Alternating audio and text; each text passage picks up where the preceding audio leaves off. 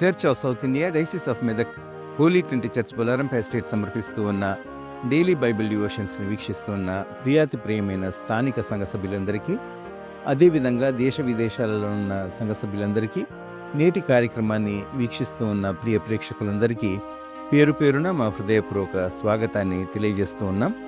సంవత్సరాంత సందేశాలలో భాగంగా ఈరోజు మన పాస్టమ్మ గారు శ్రీమతి కె ప్రభా చార్ల్స్ వెస్టి గారు అందిస్తున్న దైవ సందేశాన్ని, సంవత్సరాంత గీతాల్ని విందాం.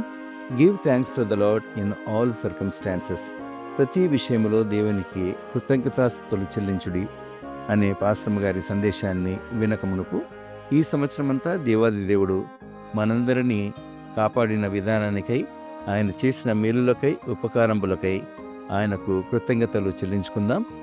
విశ్వవాణి రేడియో కేంద్రంలోని అలనాటి సుమధుర గీతంతో కార్యక్రమాన్ని ప్రారంభించుకుందాం. దేవుని ఉపకారంబులలోన దేనిని మరొకము, గాయని శ్రీమతి స్నేహలత స్వామిదాస్.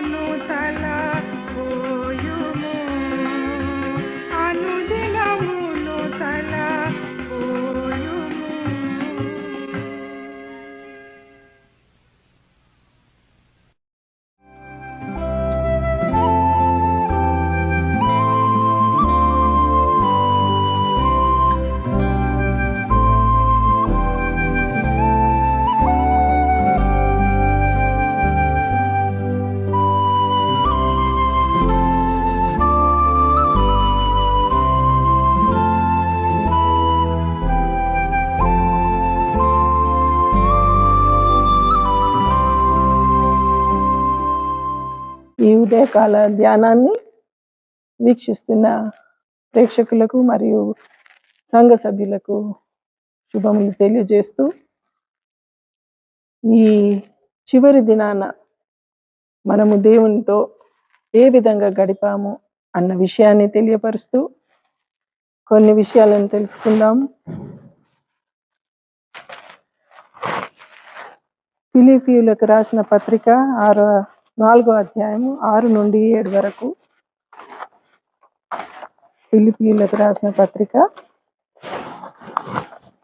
4వ అధ్యాయం 6 నుండి 7 వరకు చదువుకుందాం. దేనిని గూర్చి చింతపడకుడి, కానీ ప్రతి విషయంలోనూ ప్రార్థన విజ్ఞాపనల చేత కృతజ్ఞత పూర్వకముగా మీ విన్నపములను దేవునికి తెలియజేయుడి. అప్పుడు సమస్త జ్ఞానమునకు మించిన దేవుని సమాధానము యేసుక్రీస్తు వలన మీ హృదయములకును మీ తలంపులకును కావలి ఉండును. మెట్టుకు సహోదరులారా, ఏ యోగ్యత అయినను మెప్పైనను ఉండిన ఎడల, ఏవి సత్యమైనవో, ఏవి మాన్యమైనవో, ఏవి న్యాయమైనవో, ఏవి పవిత్రమైనవో, ఏవి రమ్యమైనవో, ఏవి ఖ్యాతి గలవో వాటి మీద ధ్యానముంచుకొనుడి. మరియు మీరు నా వలన ఏవి నేర్చుకొని అంగీకరింతురో, నాయందున్నట్టుగా ఏవి వింటిరో, ఏవి చూచితిరో అట్టి వాటిని చేయుడి. అప్పుడు సమాధానకర్తయగు దేవుడు మీకు తోడయుండును. ఈ విధంగా ఇన్ని సంగతులను మనకు దేవుడు తెలియజేస్తున్నాడు. ఏవి సత్యమైనవో, ఏవి మాన్యమైనవో వీటన్నిటిని గ్రహించి సంవత్సరం అంతా మన జీవితాలను గడుపుతూ ఉన్నామే. మరి ఈ చివరి దినాల్లో ఏమి నిర్ణయించుకొని జీవిస్తున్నాం క్రైస్తవులంగా? What have you learned about God? What brought you closer to God? ఏం నేర్చుకున్నాం మనం దేవుని విషయం? ఎంత దగ్గరగా దేవునిలో జీవిస్తున్నాం అన్న విషయాన్ని ఆలోచిస్తాం.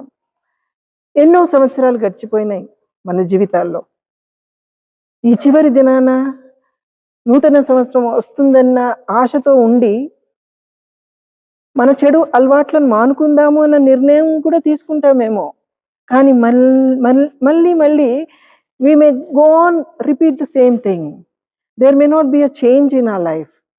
Let us be a true Christian where we decide for ourselves that God is with us. Let us be a true Christian to praise Him, worship Him, and please Him especially. That the year is ending, and let there be a change in our lives. అదేవిధంగా don't worry about anything, instead pray about everything.